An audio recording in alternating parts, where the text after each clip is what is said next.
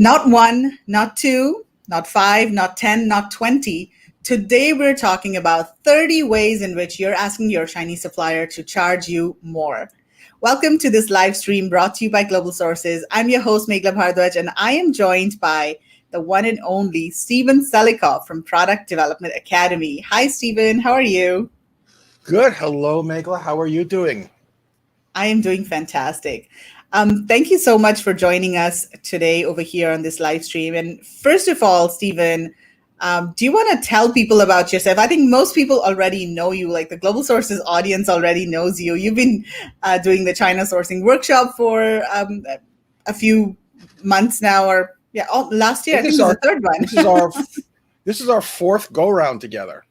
Yes, absolutely. Yeah. Wow. But do you want to just tell people a little bit about yourself, your background, and how you Sure. help importers? And I can even give you a little bit of a scoop, new information that people don't know about. Absolutely. So I've been doing this for years. I started selling to retailers directly in 2001. Started selling on Amazon 2005. I was one of the very first people to join FBA in 2006. Now that's the fulfillment, not the FBA model. And then I started going back and forth to China rather regularly since 2012. In fact, for a while, it was a monthly commute, which is great because I'm here in Seattle, Washington. So I am primarily a product guy. I've done a number of products on my own. So also involved in some angel investing and so on. But most interestingly, I also was at Microsoft for 12 years and eventually was global business manager twice for two different divisions, including worldwide retail sales and marketing. So I got a chance to see product development at two directions. One, as an entrepreneur doing it myself, and then also on this large major corporate level as well. So here is the scoop. I run a program called Product Development Academy. And during COVID, if I can find one here, I actually wrote a book called The Complete Book of Product Design, Development, Manufacturing, and Sales. And yes, it's on Amazon, of course. But the scoop is that book and the model I use for product development for entrepreneurs has now formed the basis of a course from a major U.S. university. That it'll be actually Oh my gosh. Are an you upper serious? level course. Yeah, they had to do the whole thing. They had to review it because it's an accredited, very respected entrepreneur program at a very respected university.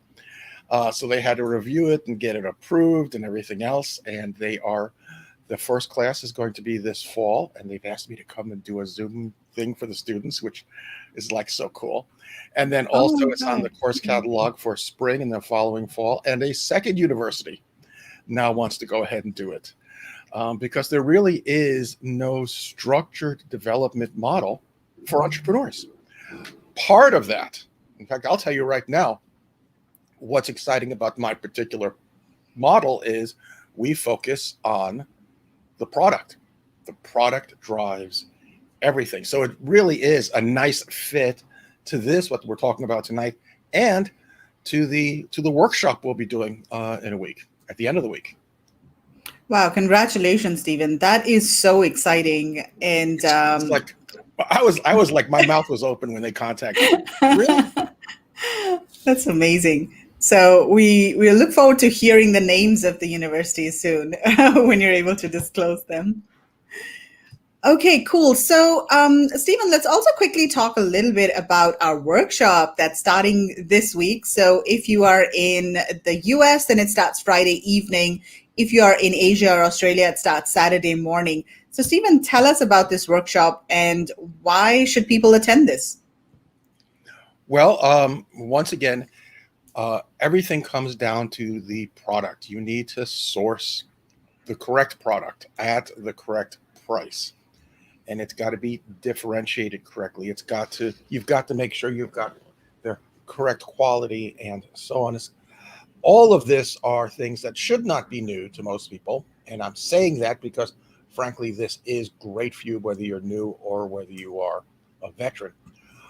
But the question is, how do you achieve all that?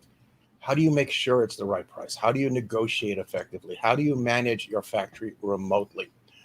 Here in the US, they're saying that the borders between US and China should be open in about a month, but the rest of the world borders are not going to be open that quickly. You've got to be able to be successful and manage your factory remotely. You've got to know how to do that.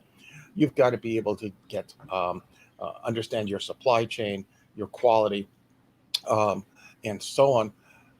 And that's what makes this unique, is the fact that you are going to be learning things you don't hear or see in any other course. And tonight is a perfect example of that. I was talking, well, you and I were talking, and I mentioned this list of 30 ways that Amazon sellers give clues that say, charge me more, charge me more. And what you're going to hear tonight are things that are different than what you've heard in other courses and so on, might actually be in conflict with them. And I'll explain why. I'll tell you to do it this way. But what you're going to hear, whether you are new or a veteran, I'm guaranteeing you right now, when you go to the workshop, you will leave with new information you haven't heard before and better information than your competitors. And that's what makes it exciting. It's fun. I love doing this. Fantastic. And of course, it's a live workshop that's held over 2 days, over a week. And we've also got a Telegram group, and people can join the Telegram group and engage with you and ask any questions that they might have. Of course, people get the recordings of all of the sessions immediately after the sessions are completed, so they can go over the recordings again. And if they have any more questions, they can come back to you in the Telegram group to ask you any questions that they might have. And I think the other thing that I really like about this workshop is some of the activities that you do. So, like the negotiating role plays, those are so interesting, and people always learn so much. Do you want to tell us a little bit about the role plays, negotiating role plays, and why those are important? Absolutely. And I'm going to get kind of a wonky and techie on you here and talk about something called the Ebbinghaus curve.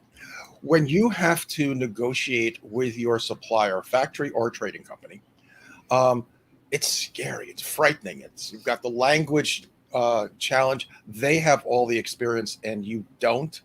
And it can be very, very intimidating because the success of your product might depend on the success of your negotiation. Well, if I give you a list of things to do, of techniques and tips for negotiating, there's a good chance that when you're under that stress, you are going to forget it. And this is where we get into the Ebbinghaus curve. I was wearing a 20-year-old shirt today. Back when I first joined Microsoft, it was in the part of Microsoft that developed our training.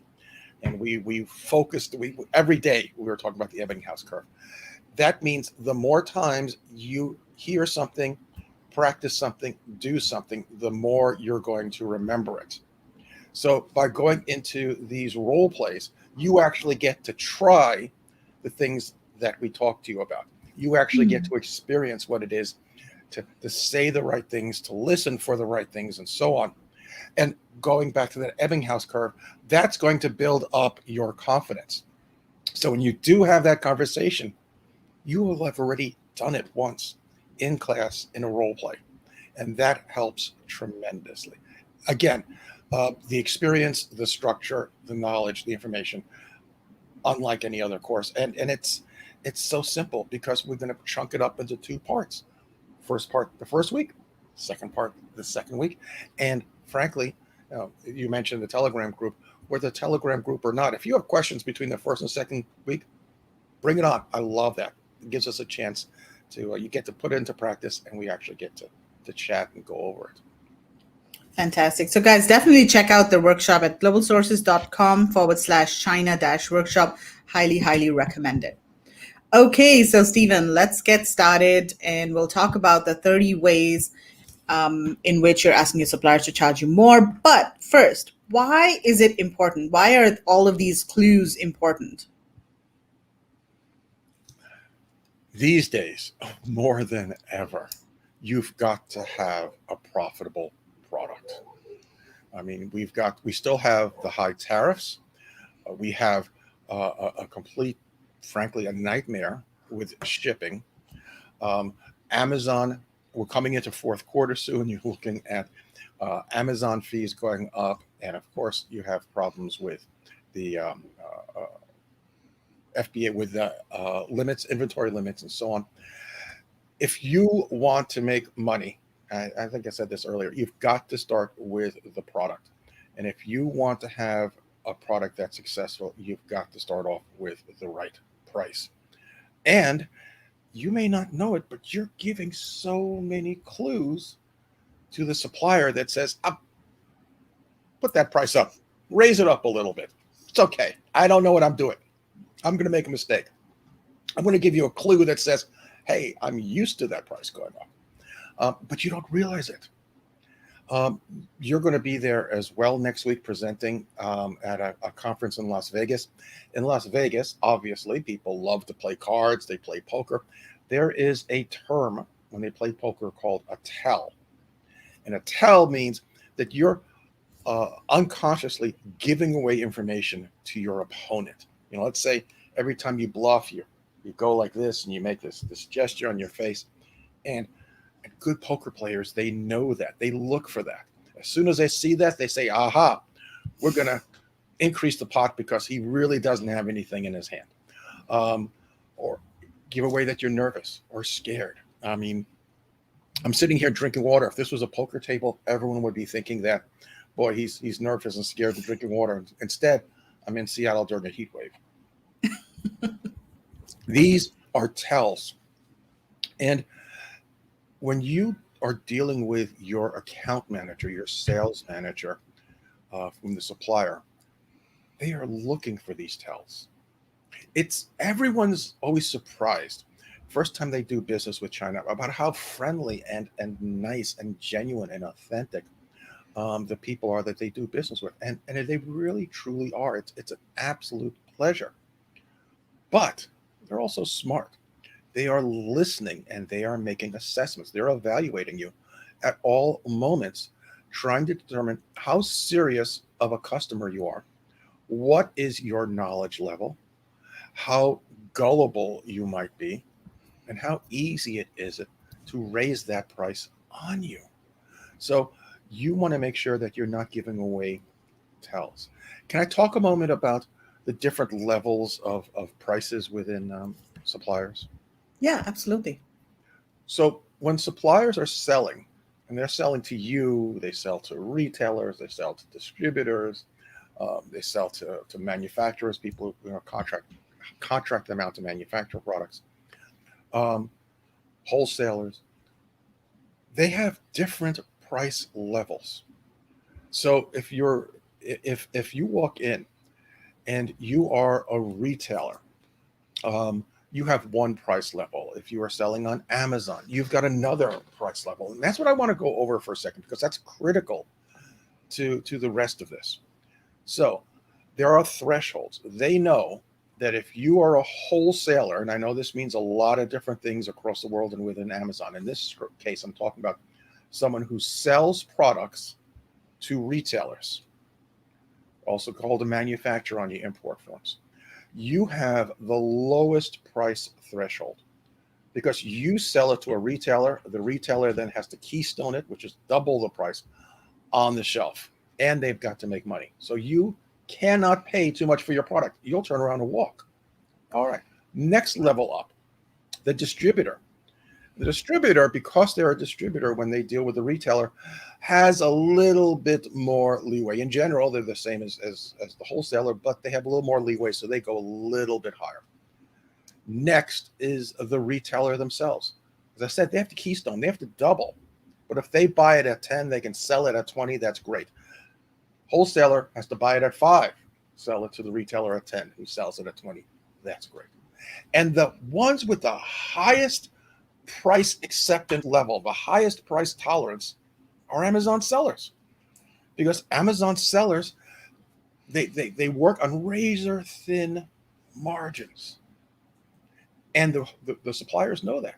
So when they know that you're an Amazon seller, they'll put the price up here because they know you will accept it. and you'll do your magic to make sure on that razor thin margin it'll work. But they can put the price here. If they think you're a retailer, they're not going to put the price above here. And if they know that you're a wholesaler, they're going to keep the price down here. Otherwise, you'll walk. So think about that as we talk about each one of these tells, because if they think you are an Amazon seller, they're going to do everything they can to put that price up here. They know you won't walk. So you want that price down here. You want to make money. Right. So these tells and these signs, these are not necessarily only for Amazon sellers. These could be applicable for any type of importer, right? But do you see Absolutely. mostly Amazon sellers These apply making to all sorts of importers, but a good chunk of these are Amazon only. So you'll recognize yourself as an Amazon seller in some of these things, and others you'll say, yeah, well, that makes sense. That also is for people who are selling retail or distributors or so on. Okay. Okay. So let's get started. I'm going to go backstage and let's do five at a time. So you can go and describe five, the first five, and then I'll be back and we'll talk a little bit about them. So let's go with the Wonderful. first one. Excellent. So the first three are specifically Amazon.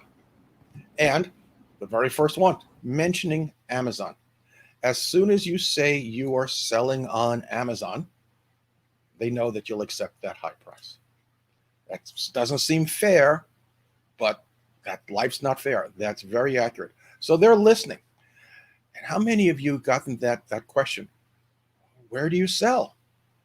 And you say, I sell on Amazon, or I'm the best Amazon seller.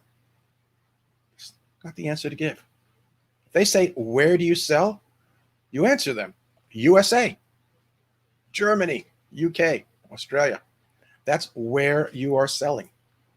If they want to know about the platform, you can tell them I sell on all sorts of platforms, from retailers to online and so on. Just be vague about it. Now they don't know where to put you. Keep that vague. And by the way, if you've never sold to retailers, and it's relatively simple, because believe me, that's the program I teach, is how to sell to retailers. Walk down the street, find a retailer, walk in, say, hey, I'm selling this panda bear. And they say, well, that's wonderful, but we sell beer and wine. Say, okay, thanks, goodbye. Or you actually might make a sale, who knows? But now you have experience. You've actually spoken to a retailer. You see what it's like. Now you can be comfortable. You're not going to be lying when you say you sell to retailers. Don't have to be successful. You just happen to sell to retailers. So number one, mentioning Amazon. Number two, same thing, same conversation, mentioning FBA. If you mention FBA, then you're telling them you're on Amazon. You're telling them I sell FBA, telling you sell on Amazon, same thing. So where do you sell? You sell in the USA, you sell in Australia, you sell in Germany, and so on. Third one, your FinSKU. As soon as you say that is only an Amazon label. Once again, you're telling them you're on Amazon. So 1, 2, 3 tells you right away. You're just saying, hey, I'm on Amazon. 3 different ways. Don't do that. Don't do that. After you do all of your negotiation and everything else, then you can talk about the labels. Or if you've got a good enough margin, have the labels put on at a prep center or at Amazon. So that's 1, 2, 3. Number 4, asking for DDP shipping. And there's a couple of controversial ones on this list. DDP shipping is one of them. So I think most people these days are aware that DDP stands for Delivered Duty Paid, which means that the shipper is paying for duty. And I think most people know that these are Incoterms. They get renewed or evaluated and changed every 10 years. Last year, in the middle of COVID, we had a couple of big switch ups on Incoterms. DDP is the simplest way to start. If you're a new Amazon seller, absolutely go for DDP. Put your focus on making sales. Put your focus on your advertising. Put your focus on your listing and optimizing it as well as possible. If you're a retailer, put your focus on merchandising. Put your focus on making sure that your product is the right product choice. And DDP is a simple way to do it. But when you're no longer new, after you have a little bit of experience, put in the effort. Learn about shipping, because the people who use DDP are the same people who have training wheels on their bicycles. And if you've got training wheels on your bicycle, they know they can take advantage of you. Up goes the price. So take those training wheels off. Learn about actual shipping. Learn about FOB. Learn about X Works. Learn about CIF. Learn about FAS. These are all different types of shipping, and they meet different types of situations. Understand your situation, choose the right shipping, take the training wheels off. And then number 5, another big one, asking for samples of your product. I'm going to pull out my little panda bear here again. Let's say that your product is like this, but you want a little, I don't know, a monkey instead of a panda bear. And you say, I want a sample of the monkey. Nope, don't do that. That's a prototype. That's not a sample. Beginner's mistake. So you want a sample to judge the quality of their work, not the quality of your concept. You want a prototype to judge the quality of your product. So when I say you want a sample to judge the quality of the work, how are you going to do that? Simple. Every single production run has overrun. If they're required to produce 10,000 hats, believe me, they're producing 10,012 or 20 or 50 or 60 because they want to make sure they have enough in case anything's wrong. If they have to produce 10,000 forks and knife sets or doorknobs, they're doing 10,060, 80 or whatever. So now your product is a doorknob. Does this factory, does this supplier have good quality doorknobs? Well, the best way to find out is to ask to see samples of their work. Just like you're hiring someone to redo your garden and landscape, and you want to see samples of their work. That's what you're asking for. Now, here is a great bonus. You ask samples of their work, guess what? It's not going to cost you as much. Oftentimes free. But that's what you want. You want a prototype? Absolutely. Different discussion. But asking for samples of your product instead of samples of work, once again, they know that you're inexperienced. That price goes up. Do you All find, right. Stephen, that some suppliers are hesitant to give, samples of products that are actually being produced because they say, oh, these are maybe, like copyrighted or trademark products, our buyers, or we have uh, an agreement with our buyers. No, how do you kind of deal with Absolutely. that? Absolutely. If they're going to say to you, we don't have, the stuff that we're putting out, we're producing right now is all under agreement. We're not allowed to show it to you. We're not allowed to, you can't see what it is, where you're going. In fact, after COVID and you get a chance to travel to China, there might be times where you're walking around parts of the factory and they'll say, no, you can't look at that.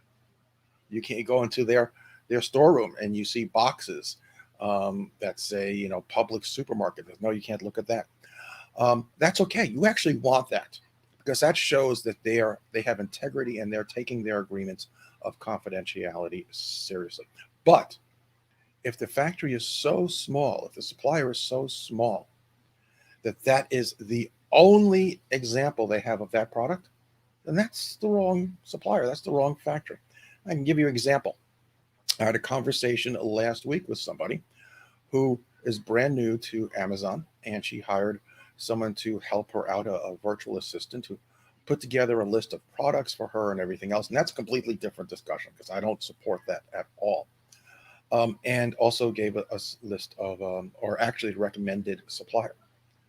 Well, the recommended supplier is a jeweler. They do jewelry, necklaces, bracelets, and stuff, earrings. But this particular product has nothing to do with jewelry. It's housewares, and it's appropriate in a shower or in a children's room. Nothing to do with jewelry, which right away, for people who are experienced, you're picking up on the fact that it's a trading company because their machinery is different and so on. But no, they would not have samples of this particular product because they don't make that product. All they have is samples of jewelry. So right away, that's a great indicator that is the wrong supplier, the wrong factory, because they can't provide it. The right factory, the right supplier, yeah, they may say we can't show you what we have coming off the line today, July 5th or whatever today is, wherever you are.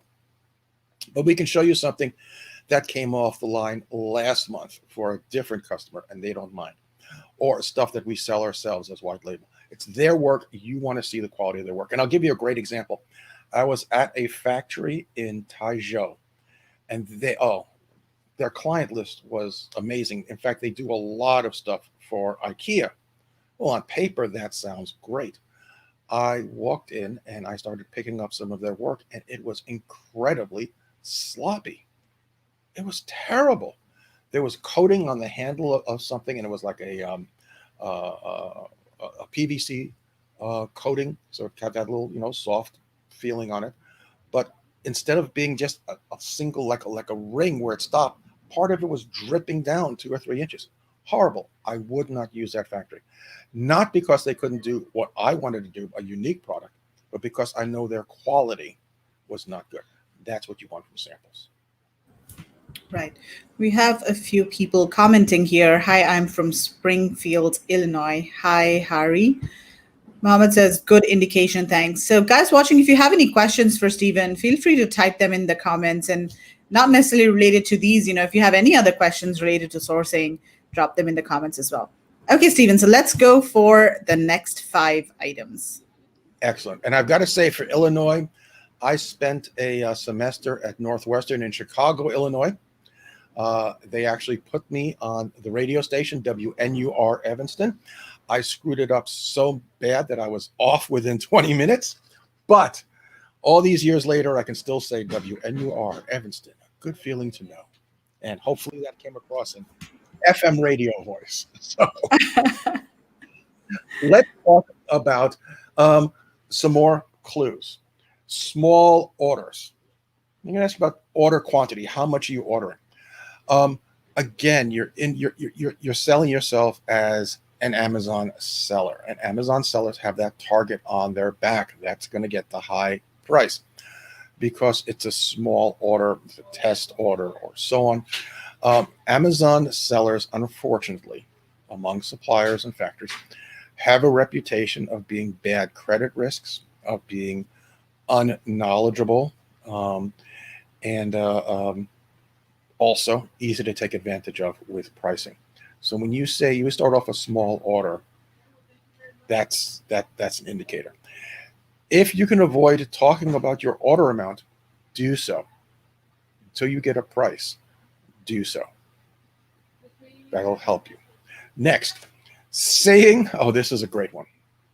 Saying that you're the sourcing manager or the procurement manager and your boss won't accept that price, and so on. And we've all seen YouTube videos and courses that say you need to build credibility with the factory. They want to have you. So you tell them that your company is some super duper big company, and then you're just a sourcing manager. So this falls apart on a number of reasons. Number one, I mentioned to you that was with Microsoft.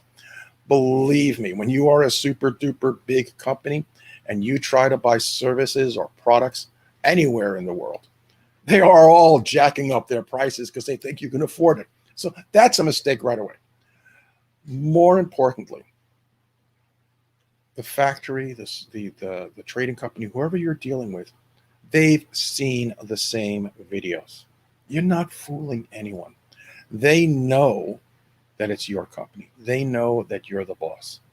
But now you're telling them some information about you. You're telling them, one, that you're willing to lie. You're willing to be deceptive and dishonest. That's not the basis of a good relationship. Number two, you're telling them that you don't have the self-confidence and the business confidence to just stand right out and say, this is my business. I am the boss. So it sabotages you like that as well. So they know that you're easily intimidated. They know that you're deceptive. They know that you're selling on Amazon because it's the Amazon videos that are suggesting this. So don't do that. Now, here is an extra bit of bonus for you, just so you know. China Korea, Japan. Kings negotiate with kings. If you want the best possible price and the best outcome on your negotiations, you need to be king.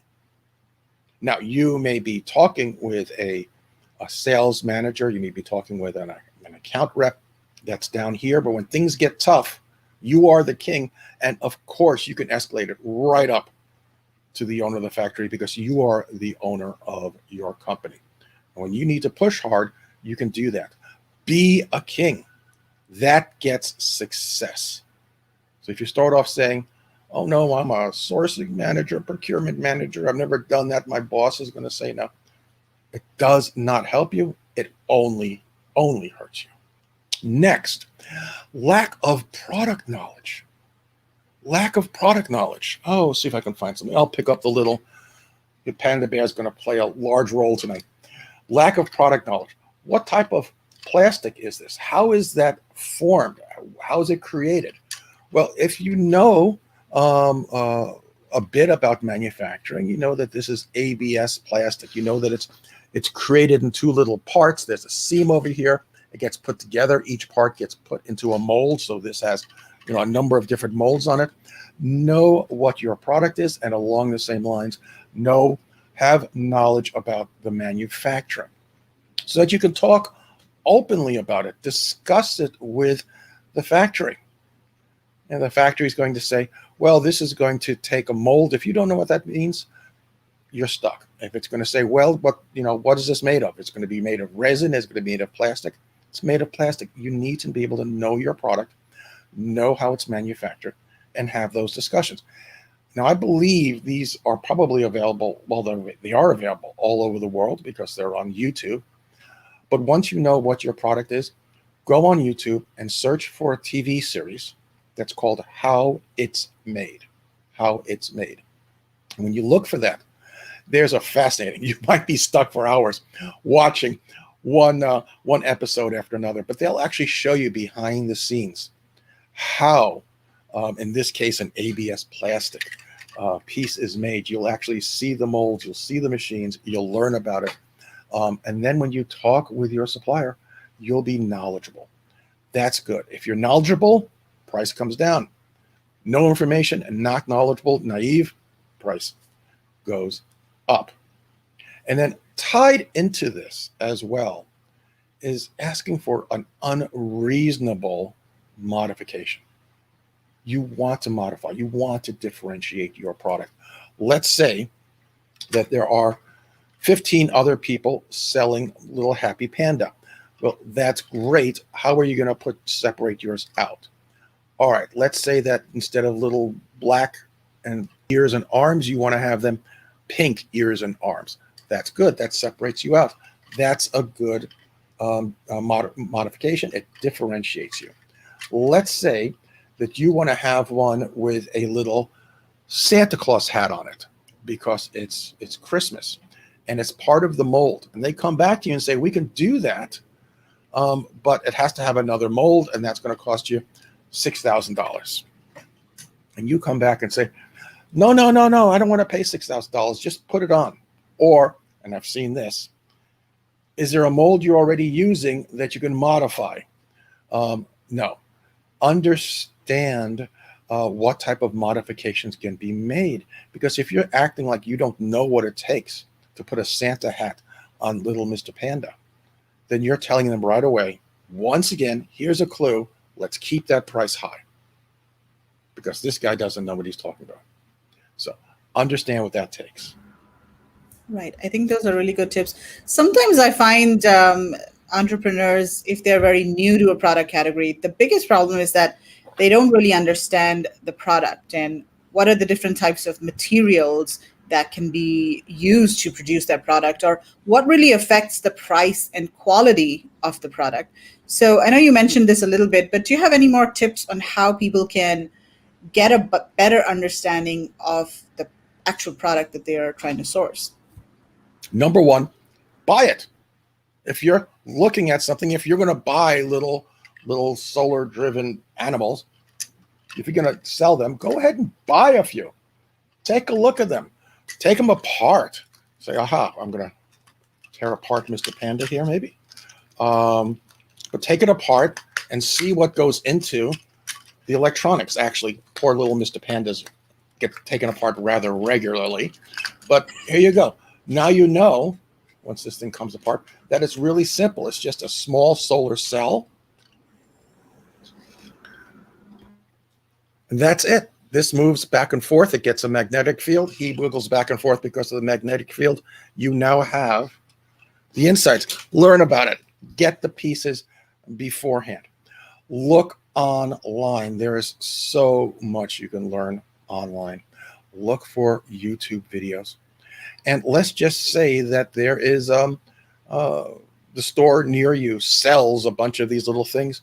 Perhaps the person behind the counter is an expert. If not an expert on pandas, let's say you're doing a shirt. You can talk to someone who's an expert on actually what goes into sewing a shirt. Talk to a tailor or a seamstress. Find out about the fabrics. When you're getting your shirt and the factory talks about the warp and the weft threads, you want to know what the warp and the weft threads are. If you are sitting there scratching your head saying, I've never heard that, they're not going to take you seriously. If they're going to ask you for a tech pack because you're creating a shirt and you don't know what a tech pack is. So all of this is easily researched out. Or you could join the China sourcing workshop. There you go. Find out Absolutely. All of Oh, this stuff you're hearing now, you're just getting a taste. That's why it goes over 2 days. And now Megla's going to be mad at me for saying this, but I'm going to say it. I have never once hit the time limits that you have given me. But there's so much to talk about. I love talking about it. I want to make sure everyone's questions are answered. So, yeah, you know that. And you guys don't know, but behind the scenes, she's constantly sending me texts. Stephen, speed up, speed up. Okay, so let's move on. So let's talk about the next 5 clues. All right. Oh, here's another one folks are going to love. So I've been doing this for a while. In the past, when you set up your first order, your second order, and so on, you would negotiate what those payment terms are. Pretty traditionally, at the beginning it would be 20% down, 40% upon successful inspection, and 40% upon BOL, which means that the product is on the boat and it's on its way. People are getting, I don't want to use the word lazy, but that's the only thing I can think of. It's lazy. Everyone's saying 30-70, 30-70, 30-70. And so many suppliers are so used to it, they'll start saying 30-70. No, it's not written in stone. When you figure out your price, when you negotiate your price, also negotiate your terms. Now, you may end up getting to 30-70, but if you start talking about terms that are different, reasonable, expected terms, like 20, 40, 40, then they know that you're not coming into this just because you watched some YouTube videos, that you do have some knowledge and some confidence, that you are thinking about this as a business, not just a quick gig because you watched a few YouTube videos. Now, once again, let's throw some great knowledge bombs out there.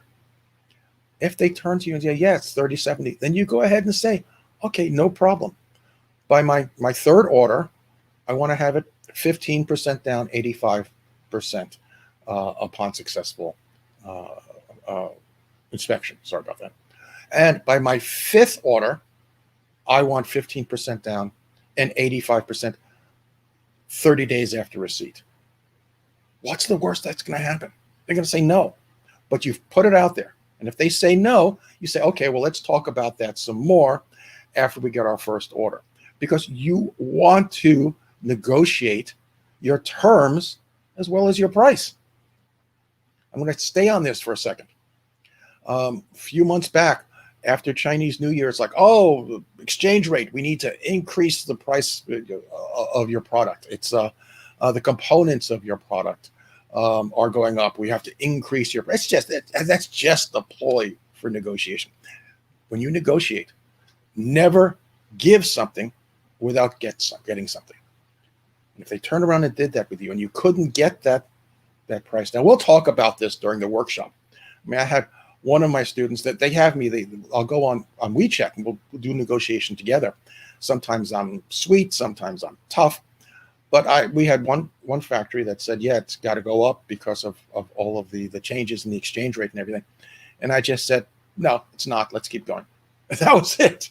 But you don't give without getting. So if you have to change how much you're paying and let it go up a little bit, then you get something back and say, okay, then let's do a 20% deposit and 80% after a successful inspection, and so on. Give and get. Those payment terms, absolutely negotiable. So notice what I just said as we go into the next one. I said that we were on WeChat. So I'm going to put these next three all together. If you are negotiating and communicating on Skype, that just went up. If you are negotiating, communicating on WhatsApp, that just went up. Does WhatsApp work? Yes. Does Skype work? Yes. Is it simple? Yes. Is it the most ubiquitous platform in China? No, it's not. You want to be on WeChat because that's what the Chinese use. Not because it's a better platform for communication. Not because the video's better. And frankly, the video is really good, and it is a good platform for communication. You want to be on WeChat because you want to be perceived as someone who understands doing business in China. It's all perception. So you want to be on WeChat because you want them to respect you, and that helps bring that price down. So along those same lines, keeping all of your communication to the platform that you're sourcing on. Oh, I've got to keep it all on this platform. I can't go to WeChat because there's not going to be documentation of it and so on. So first of all, always follow up all agreements in writing, email, and so on. So you have an email trail, whatever you're doing, however you're doing it. All of your agreements need to be signed. We'll talk about agreements to protect your IP, to make sure that you're getting the best relationship with your factory as possible, to make sure that the factory is not going to turn around and charge you for more things behind your back, or they're not going to outsource it or contract it without you knowing. We'll talk about that during the workshop. But staying on that platform just because you're afraid, that means you're that person in the swimming pool who's clinging onto the edge and not going into the middle and swimming around.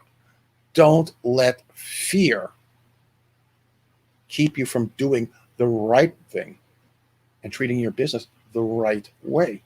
They're going to know you're fearful, and there goes the price. Fear is not a good thing. Lastly, and this ties in all together, one of the ones we're talking about right now, understanding Chinese business. So whether you are an Amazon seller, whether you are a retailer, whether you're a distributor, you go to China, you don't understand Chinese business, and you come into it like a Westerner doing business, that's going to set you back. You don't want that. So here's a great example. You go out to the factory, and they'll show you around the factory. And they'll have some small talk, and they'll tell you about their family or the history of the factory or the town that they're in. But they've got all of this communication going on. And then they'll say, let's go to lunch. And you go to lunch, and then probably have it in the VIP room and so on. In China, it's not, let's sit down, get to a price, get up, and go on to your next meeting. That's not the way that business is done in China. And when you do get to that point of negotiation, you've already established who each one of you are. And yes, they're going to be looking for all of these clues But then you get to the negotiation. They have a better sense after evaluating you, who you are. And of course, you get a better chance to evaluate them. But do it the Chinese way. If you rush in and just try to get a meeting and it's over with, it's not going to work. How do you think this is all playing out nowadays when people can't really travel to the factories and there are no long lunches happening, face to face long lunches happening? How do you think people Well, can do this online virtually? the number one impact of not being able to go to China and not having these big lunches is I've lost probably 20 pounds. So I think overall that's a really good thing. Um, and my goodness, I've had some strange, interesting foods at these lunches as well. So um, it's as difficult for them as it is for us. This is the way that they do business. They expect to do business and so on. So it's awkward for them. It's awkward for us. But I mentioned WeChat before.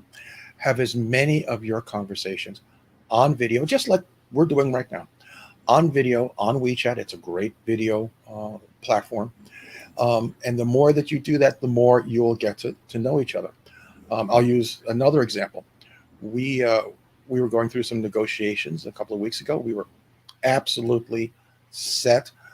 Everything looked good, but we wanted the price to be brought down just a little bit more.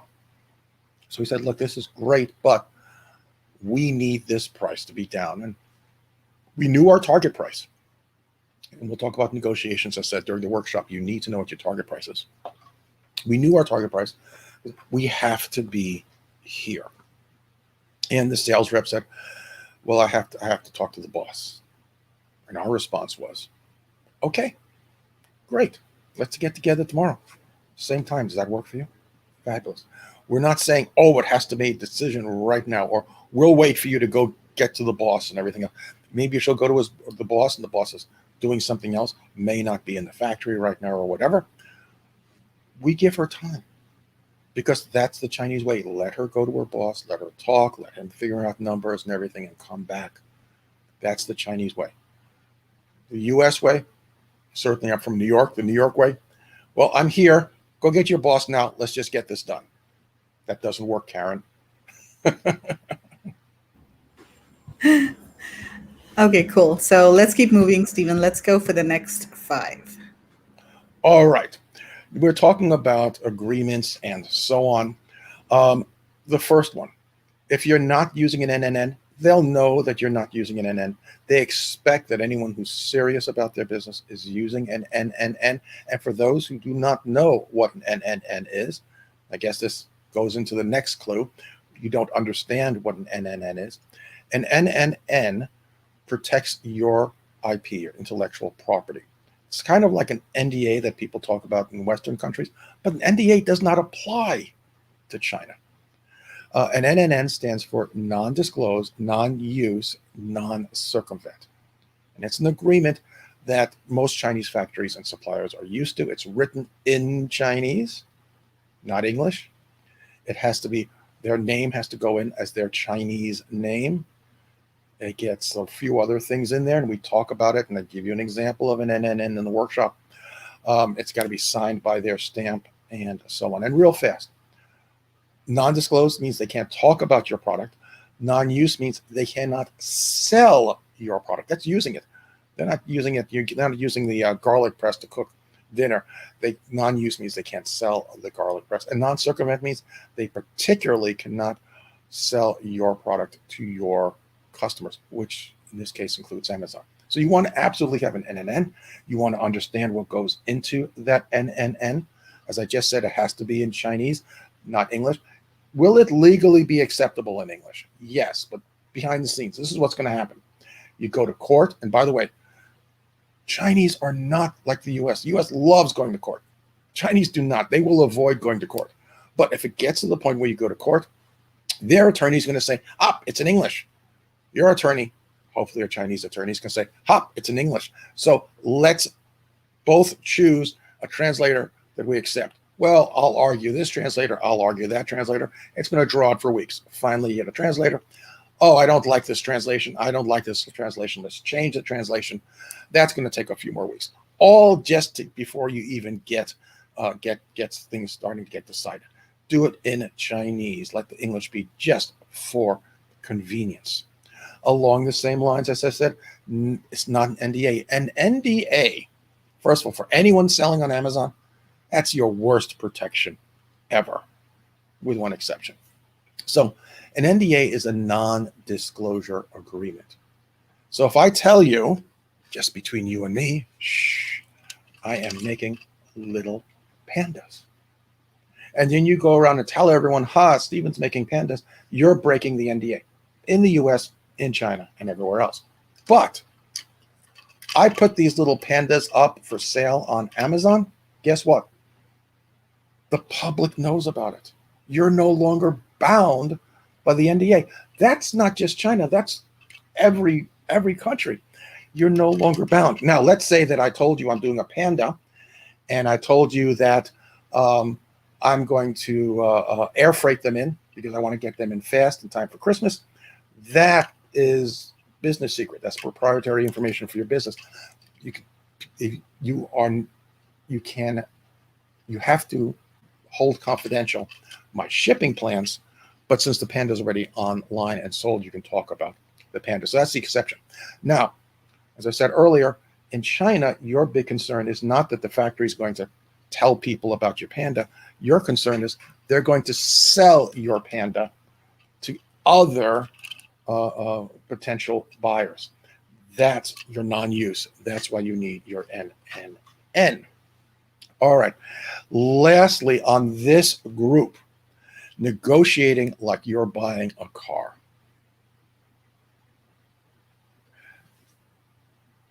Sociologists say that you can tell what a society puts importance on by what they assign words to. That makes sense. There are certain cultures that have a lot of words for mother and father and relations, family relations, and so on, that we don't even have in the US. My niece is about to give birth to a baby. What is that? Is that a grand niece? I don't know what that's called. We don't have that word for it. But there are cultures that they really focus on the honor and respect of the family and the love of the family, and they have words for things we don't have in the US. Interestingly enough, when it comes to business, China has a word called guanxi, means business relationship. We in English do not have a word for business relationship. Your goal when you negotiate is to be able to build that business relationship.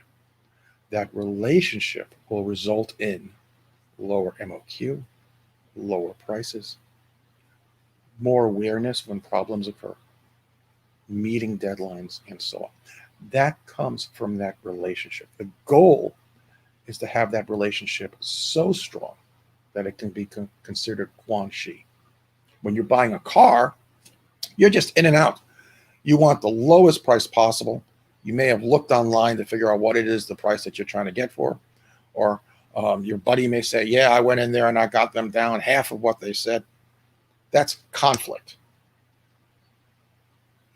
When you negotiate with China, it's cooperation. Treat them as a partner. So negotiating as you're buying a car, that right there, there's another problem. Right. We just got one question here. Let's address this. Timmy is asking, will the training be recorded? So Timmy, if you're referring to the workshop, then yes, the workshop is recorded, and you'll be able to download the videos, save them on your computer, your phone, and you'll also be able to view them online for up to a year. So yeah, no issues at all. And the recordings are sent a couple of hours after we finish the live sessions, so you can, immediately have access to them. So no worries about that. Okay, negotiating. So, Stephen, do you want to talk about the few others as well? Because they are also sort of related to negotiating. Let's bring those up right now. Yeah. Okay. Not knowing your target price. That's or part and parcel is also an arbitrary percentage. I've seen things in Facebook all the time. They quoted me $3 a unit. How much should I try to bring them down? Is 20% reasonable, and so on? Or fear that I'm not sure if I brought the price down enough. They were still smiling when it was over. That's not the way that you negotiate. You don't negotiate for an arbitrary percentage. You feel good and you pound yourself on the chest and you say, wow, I did great. I brought their price down by 30%. Now you can bring their price down by quite a lot if you negotiate effectively, but you're not trying to do it for the percentage. You need to know what your target price is. How do you know if you've negotiated a good price if you don't know what that price should be? So always figure out your target price first, based on what you're going to sell it at, what the retail price is, minus all of your expenses, and setting it where customers actually feel that there's value for the price. That's how you determine your target price. If you don't know your target price, then it doesn't matter. Let's say you got these guys down from $3 to $2.50, but your target price was $2.25. You're losing money on every single piece. Let's say that you feel, okay, I've got to bring it down. I've got to. I want to bring it down by 35%. So now you've negotiated from $3 down to $2 or $1.90. I'll say $2. Keep it easy. But at $2, this guy can't eat. He can't feed his family. You feel good, and maybe you have to get to $2 because you couldn't find a product that allowed you a higher rate. But this guy's, a small factory. He's struggling. He's not happy. He's going to look for every possible reason to cut corners and make up that extra little bit of money so he could put food on the table. So pushing too hard, that's not a solution. And if you just arbitrarily chose 32, 33%, 35%, then you're actually sabotaging yourself. Once again, now the price isn't higher, but when the quality goes down, you'll be paying more for lesser quality. Same result. Now, there's one more in there I want to touch on. Promising future orders. You feel good about your product. You feel good about your brand. You're going to be successful. Everyone's going to love it. That's okay. Share that with them. You want to expand into retail stores. That's great. Share that with them. You want to scale this out. You want to bring it into other countries. That's okay. But if you turn around and say, if you give me a lower price on this order, and on my next order, I'll do my order here, whatever this is, July 5th. Do my order July 5th. My next order is going to be August 5th, and it's going to be twice this amount. Well, you've just obligated yourself. That is a contract. And I personally have gone through that. I had someone with me visiting one time to a factory. I went to the bathroom. I came back. Everything was settled out. Next thing you know, I'm back in the States and I'm getting a request for a down payment. On what? And they actually sent me the video. Yes, the conference rooms are videotaped in China. They sent me the video of my guest promising on the next order. It's not just China. When I was with Microsoft, the number one thing they say is never promise future orders. It's really a simple way, you think, to get a low price is to promise futures orders. Never do it. It's only going to self-sabotage yourself. Do you want to talk about the next one, negotiating for? Sure. Do we want to go into the next one? Or do we want to just push through to the end? I'm looking at the clock. Of course, I ran over again. I think there's just one thing that I wanted to touch upon over here because it's kind of related to the target price and how you need to have enough margin. And you stress this a lot, and you talk about this in the workshop and your other webinars and all as well, is the multiplier and how it's really important to find a product that can give you that sort of multiplier. Do you want to just talk a little bit about the multiplier over here?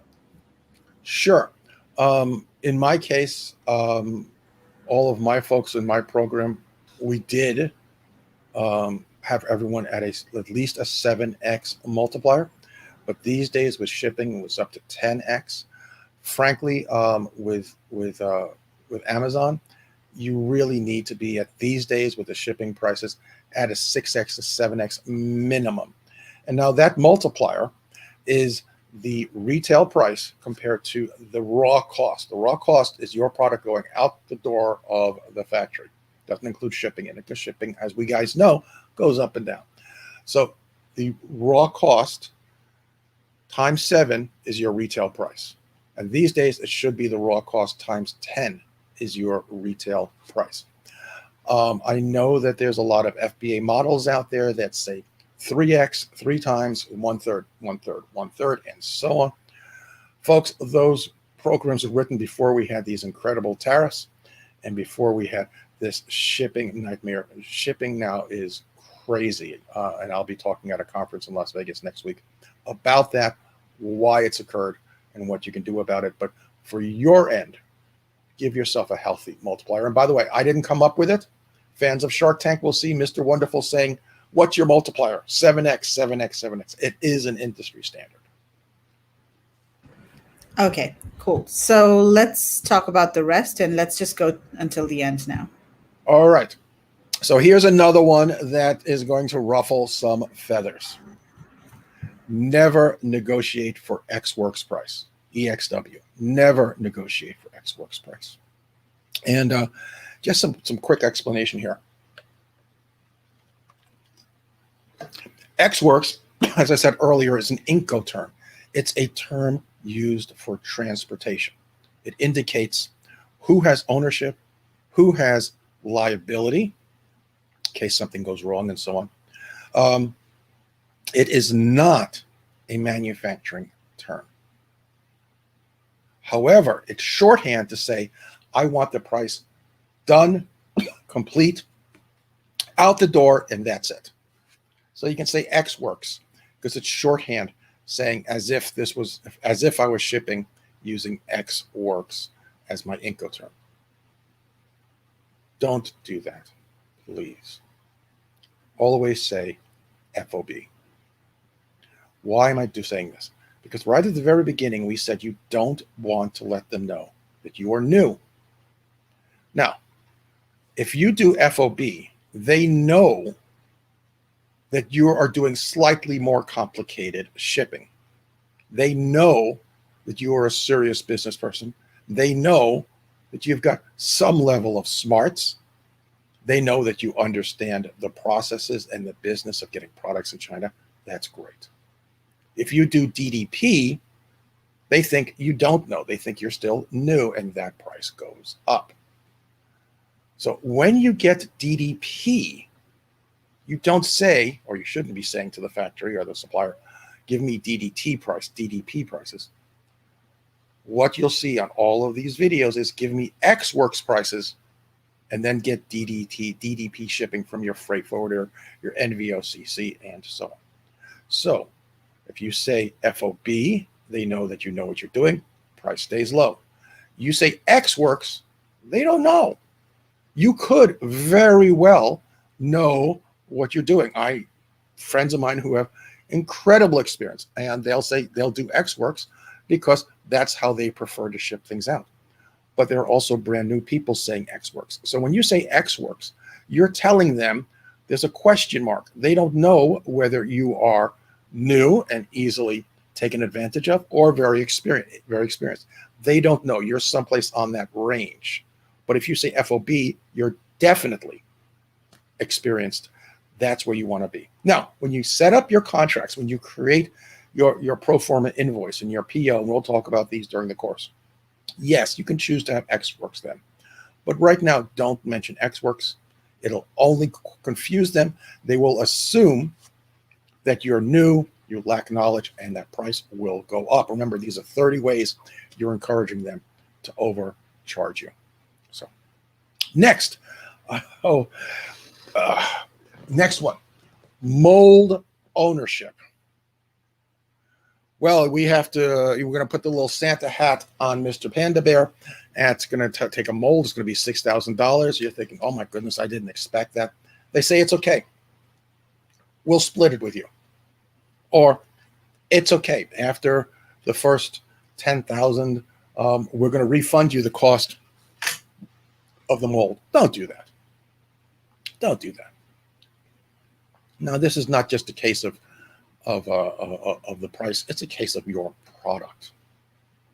In China, you own the mold because you paid for it.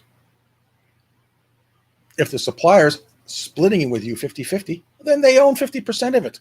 And they certainly can justify that they're going to make more of these little pandas and sell them to your competitors. And you're going to say, no, that's mine. I paid for the mold. And they can say, no, it's ours. We paid for half the mold. You don't want that. You get 10,000 of these pandas. They are flying off the shelf. Everyone wants to have a panda. Best thing in the world. 10,000 comes quickly. They turn around. They refund the money to you. They think, aha, this is great. It is a proven success. Let's start selling it to all of his competitors. And you're saying, my competitors, you're selling to my competitors. It's my mold. And they say it was your mold. We just paid for it. Now it's our mold, and we can sell to competitors. Again, don't get yourself in these situations. Figure out the cost of your mold, extrapolate it out over your first inventory, your first production run, add that to your price. Now you have your target price and so on. Don't give away your mold ownership. Here's another one. Letting people know that you are an Amazon seller. I want the little pink arms, not the black. Can you please do it? Send it to me. I want a golden sample. The words golden sample immediately tells the world that you are an Amazon seller. You can have a production sample. You can go through PVT, production validation testing, and so on.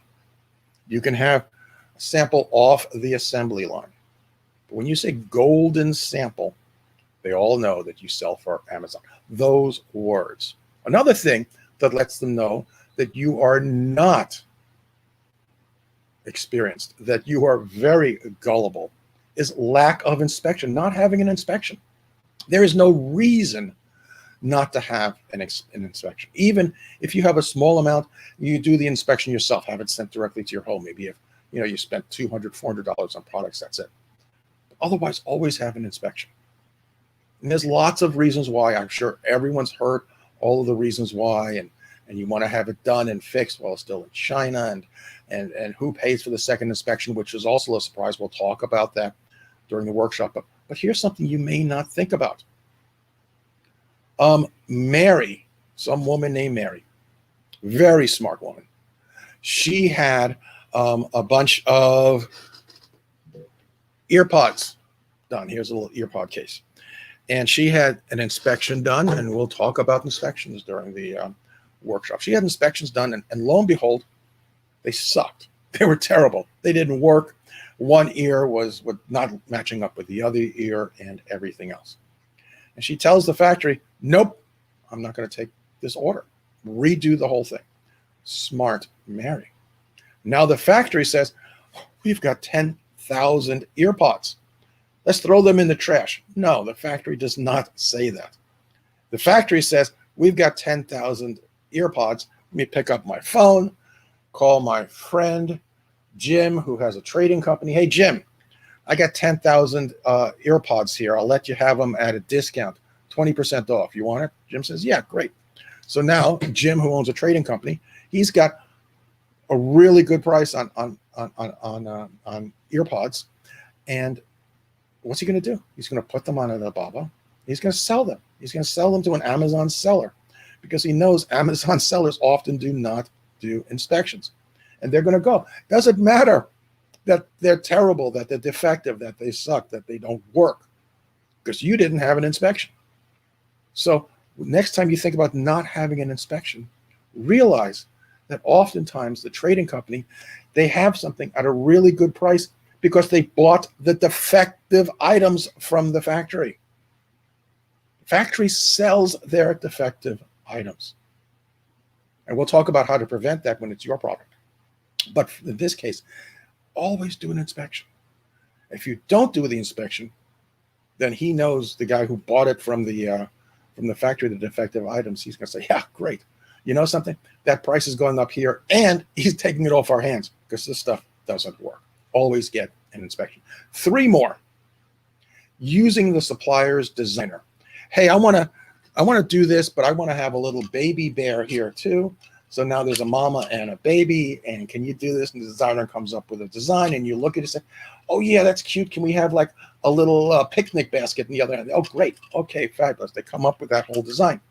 Now you go off and you sell it, and then you find your competitors are doing it as well. They designed it. Yes, you had the idea, but they designed it. They own it. They're going to sell it. So now you get to the point of actually coming to an agreement on a price. You have a PI or a PO. PI, pro forma invoice. They're saying, if we actually create 10,000 of these units at the unit price, blah, blah, blah, this will be the result. Compared to commercial invoice, which is you get after production, because maybe they produced 10,002 and you want to take all 10,002. Maybe they produced 9,998. That's all they have. So commercial invoice is what they actually produced. Pro forma invoice is before the job. It's what they're going to base the job on. So you have a pro forma invoice and both of you sign it. Or you have a purchase order. Same thing. You generate the purchase order. They generate a pro forma invoice.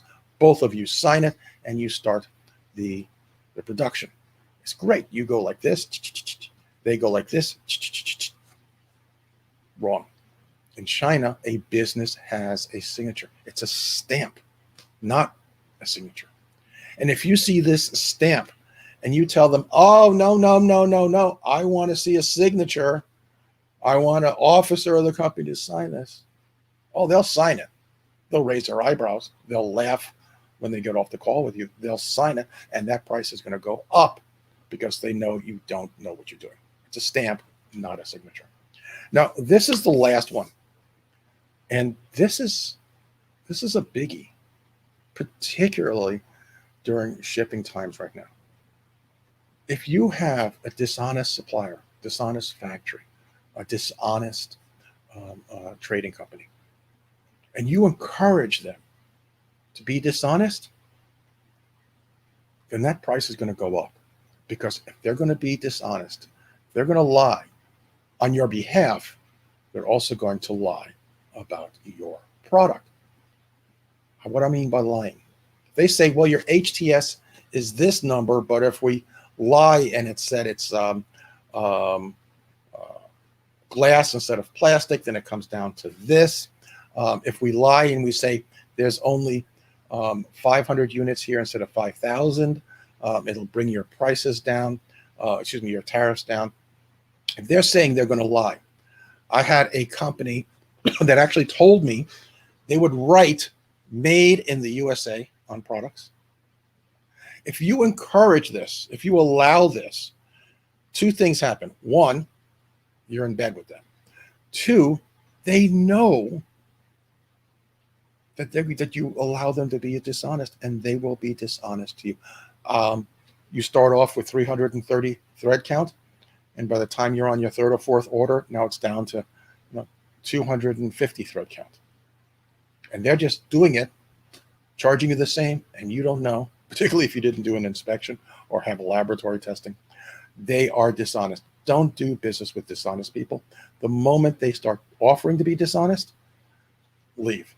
This is your business. You're going to make money. You want to make money. You want to do it right. Deal with honest partners. So that's 30. And we definitely took more than an hour on this. Yes, that's how we do it, Stephen, right? We over-deliver, under-promise and over-deliver. I think it's a broken clock. I think my clock did not pass inspection, and that's why it's allowing me to think I'm on time.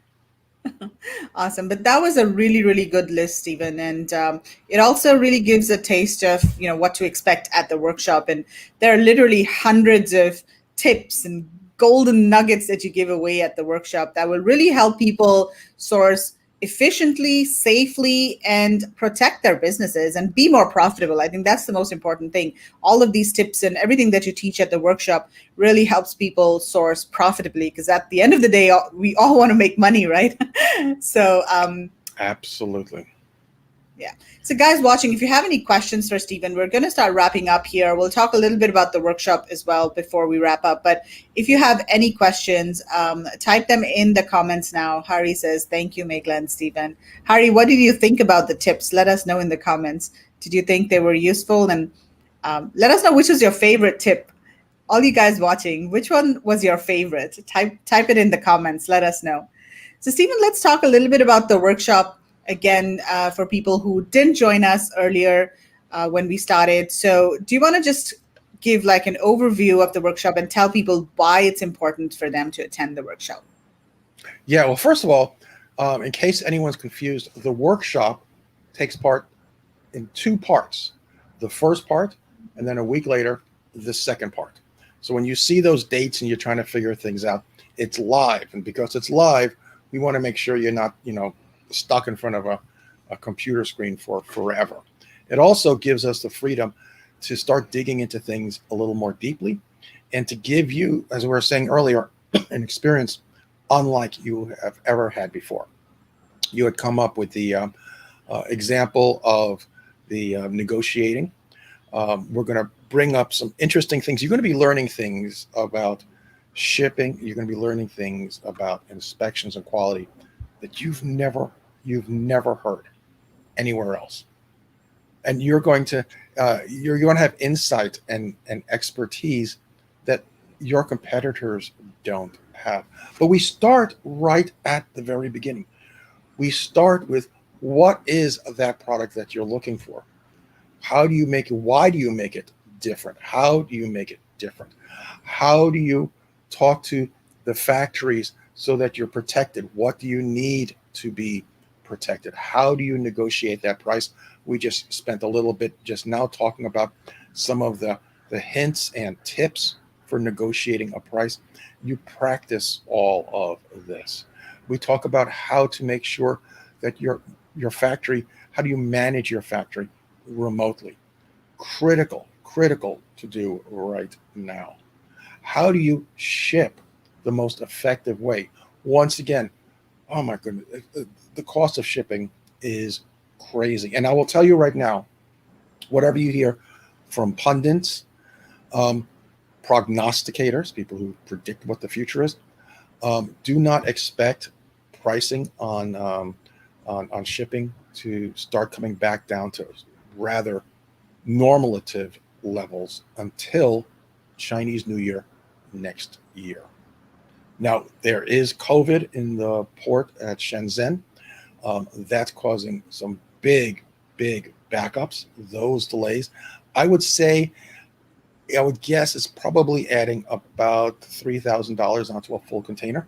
So you can see that to come down. But it's not associated with COVID generally at this point. There's all sorts of aspects going into that. So you want to know more about shipping so that you can save yourself. So we cover all of this. We have really cool handouts for you and examples of like an inspection and so on that you have and you can look at and you can take with you. So you can set the bar of what you want from the people that you do business with. If you are, as I said earlier, if you are a veteran, you're going to learn new things. I bet you just learned something new as I was talking about these 30 clues you're giving out.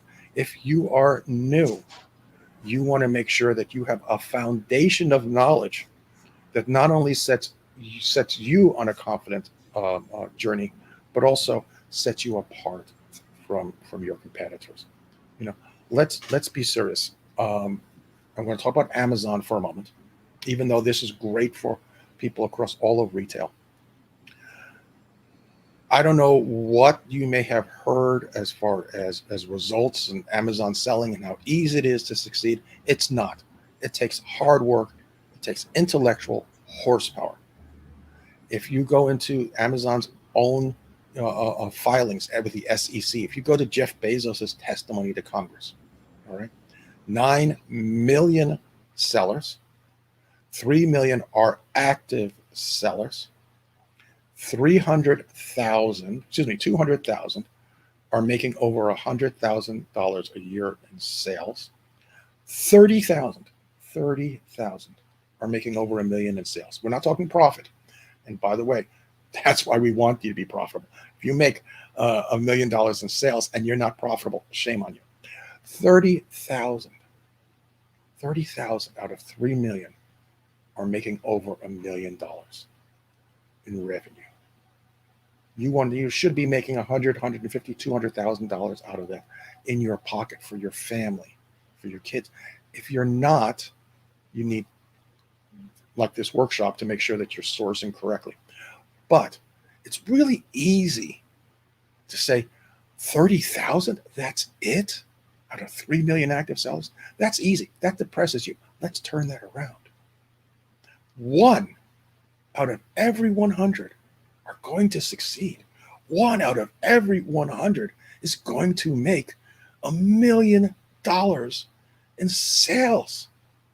Now, how are you going to be that one? That's what you've got to be thinking. What are you going to put into your own preparation and your knowledge so that you can be that 1 out of 100? And that's why we do things like this. Yes, you need, and we're talking Amazon here, so we can say, yes, absolutely, you need to know how to do your listings and your PPC strategy, your launch strategy, and everything. That's great. But that profitability, that success starts with the product. That's why we want you to learn, because we want you to be that 1 out of 100. There's no reason you're not that 1 out of 100. But you have to take control, and we want to give you the tools to do that. So absolutely, that's why you want to come and join us. Fantastic. So guys, do you want to be the 1 out of the 100? If yes, then join the China Sourcing Workshop, learn how to source effectively so that your business can be profitable. Okay, so Hari says, I like all of the step-by-step to deal with and negotiating with the factory in the price, payment, and shipping. Yes, Hari, if you like all of these tips over here, you are going to love the workshop and the way that Stephen teaches, and all of the information that he gives out is really in a step-by-step fashion, and it's very kind of logically laid out and very easy to understand and comprehend and implement as well. And if you're already sourcing, a lot of these strategies you can immediately go and implement into your sourcing, and you'll be able to see immediate results as well. Okay, well, thank you so much, Stephen, for your time today. And before we sign off, I also want to give out a shout out to Movley, who are going to be at the workshop. Movley is an inspection company specifically targeted at not only Amazon e-commerce sellers, all types of buyers, of course, but they cater to e-commerce entrepreneurial kind of buyers. And Movley is, of course, coming to the workshop as a guest speaker to talk about inspections. And they're also going to be giving away $25 off on inspections for anybody who uses their services for the first time. So that's a bonus that workshop attendees are going to be getting $25 off on inspections. Do you want to talk a little bit about Movley, and then we'll wrap up, Stephen? Yeah, well, it's going to be interesting because I know what they're going to be talking about. Ooh. And what you're going to be hearing is a side of inspections that's really important for you to know and is never talked about. So I'm not going to give that away. Sajag and McLean, they'll kill me. Say, you're giving away our secret. But I will tell you that there's going to be an aspect to it that will help you understand what the dynamics of an inspection is. And frankly, we love them. They're one of the sponsors. They're going to come and talk. But what you're going to learn from them applies to all inspection agencies. So absolutely, yeah, you're gonna enjoy it, and we're really glad that they're sponsoring this. Absolutely. So, guys, definitely check out the workshop. Go to globalsources.com/China workshop. Check out the workshop. Check out the dates, the timing. If you're in the US, it starts Friday evening. If you're in Asia, Australia, it starts Saturday morning.